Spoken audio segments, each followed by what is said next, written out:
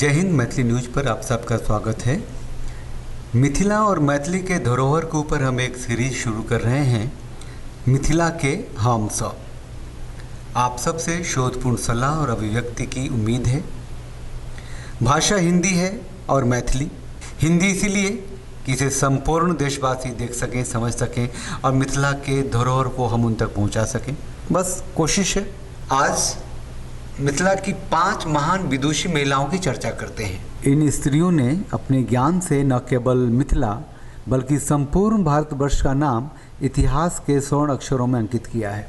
मिथिला की 5 महान विदुषी महिलाओं की जब हम चर्चा करते हैं तो उसमें सबसे पहला नाम गार्गी वाचकनवी का आता है। महर्षि वचकनु की पुत्री वाचकनवी वेदों और उपनिषदों के उच्च स्तरीय ज्ञान के कारण इतिहास में बहुत प्रसिद्ध हैं। गर्ग गोत्र में उत्पन्न होने के कारण इन्हें गार्गी नाम से भी जाना जाता है। गार्गी का राजा जनक के दरबार में महर्षि याज्ञवल्क्य के साथ किया गया शास्त्रार्थ बहुत मशहूर है। गार्गी और महर्षि याज्ञवल्क्य के बीच जब शास्त्रार्थ हो रहा था, उसका पहला प्रश्न बहुत ही सरल था। गार्गी ने पूछा था कि जल किस में जाकर मिलता है। महर्षि याज्ञवल्क्य ने कहा था वायु में। गार्गी याज्ञवल्क्य के हर उत्तर को प्रश्न में बदलती चली गई और इस तरह गंधर्व लोक, आदित्य लोक, चंद्रलोक, नक्षत्र लोक, देवलोक, इंद्रलोक, प्रजापति लोक और ब्रह्मलोक तक जा पहुँचे। अंत में गार्गी ने फिर वही प्रश्न पूछा कि ब्रह्मलोक किस में जाकर मिलता है। महर्षि याज्ञवल्क्य क्रोधित होकर गार्गी से बोल बैठे, इतने प्रश्न मत करो, कहीं ऐसा न हो कि तुम्हारा मस्तक फट जाए। अच्छा वक्ता वही होता है जिसे पता होता है कि कब बोलना है, कब चुप रहना है, और गार्गी अच्छी वक्ता थी। याज्ञवल्क्य की फटकार चुपचाप सुनती रही। दरअसल गार्गी का सवाल स्पेस और टाइम से था, जो आज की तारीख में विज्ञान का सबसे महत्वपूर्ण पहलू है। स्पेस और टाइम के बाहर भी कुछ है क्या? नहीं है।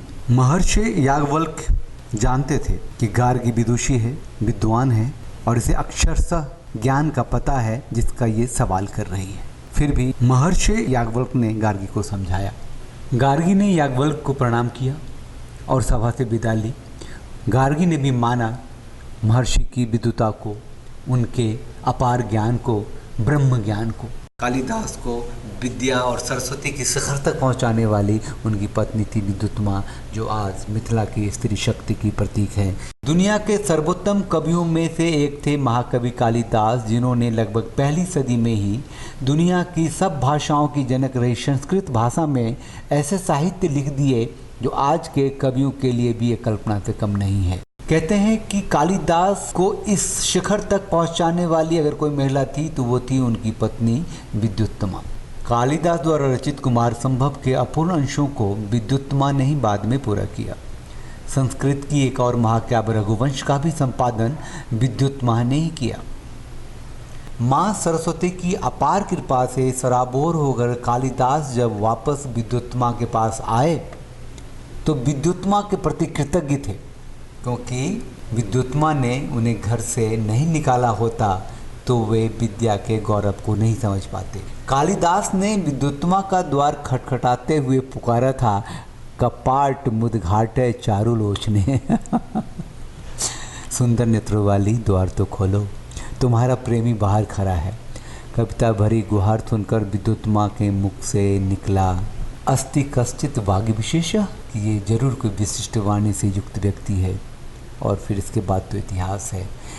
मिथिला की स्त्री शक्ति की बात करें तो तीसरा नाम आता है लखीमा देवी का। लखीमा देवी मिथिला के एक पराक्रमी राजा शिव सिंह रूप नारायण की पत्नी थी। इस परम विदुषी नारी को न्याय और धर्मशास्त्र में पांडित्य प्राप्त थी। अपने पति की युद्ध में मृत्यु के बाद उन्होंने 1513 ईस्वी तक मिथिला पर शासन किया था। इतिहासकारों का मत है कि लखीमा रानी के बाद ऐनवार वंश नेतृत्व विहीन हो गया। रानी लखीमा कठिन प्रश्नों का उत्तर जानने हेतु समय समय पर पंडितों की महासभा आयोजित किया करती थी। लखीमा देवी का निर्णय अद्भुत और शानदार माना जाता था। उन्होंने पदार्थ चंद्रा, विचार चंद्र एवं मितक्षरा व्याख्यान नामक पुस्तक की रचना की। महाकवि विद्यापति द्वारा रचित 250 गीतों में उनका कमाल का वर्णन है। मिथिला की स्त्री शक्ति में अगला नाम है भारती। भारतीय धर्म दर्शन को सबसे शिखर तक पहुंचाने वाले आदि शंकराचार्य एक साधारण लेकिन बुद्धिमान औरत से एक बहस में हार गए थे। वो महिला थी भारती, जो मिथिला के महाविद्वान मंडन मिश्र की पत्नी थी। विदुषी एवं सुंदर भारती ने 22 वर्ष की अवस्था में ही चारों वेद, कल्प, व्याकरण, ज्योतिष, सांख्य, न्याय, मीमांसा, धर्मशास्त्र और साहित्यों का अध्ययन कर लिया था। स्वर से कोमल और मधुर भारती की प्रतिभा को देखकर ही विद्वानों ने उसे सरस्वती का अवतार मान लिया था। मिथिला की स्त्री शक्ति में अगला नाम है मैत्रेयी का। मैत्रेयी वैदिक काल की एक विदुषी और ब्रह्मवादिनी स्त्री थी। वो मित्र ऋषि की कन्या और महर्षि याज्ञवल्क्य की दूसरी पत्नी थी।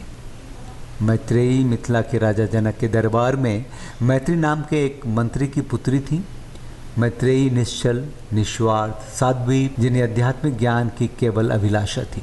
महर्षि याज्ञवल्क्य ने मैत्रेयी को ब्रह्म ज्ञान का उपदेश दिया, जिस कारण मैत्रेयी नारी से नारायणी हो गई और वो श्रेष्ठ नारी के रूप में प्रसिद्ध हो गई। मैत्रेयी ने मैत्रेयी उपनिषद लिखा और बृहद नारायण का उपनिषद में हिंदू धर्म की एक महत्वपूर्ण अवधारणा आत्मा पर विशेष प्रकाश डाला है। मैत्रेयी एक श्रेष्ठ आध्यात्मिक मिथिला की विदुषी के रूप में जानी जाती है।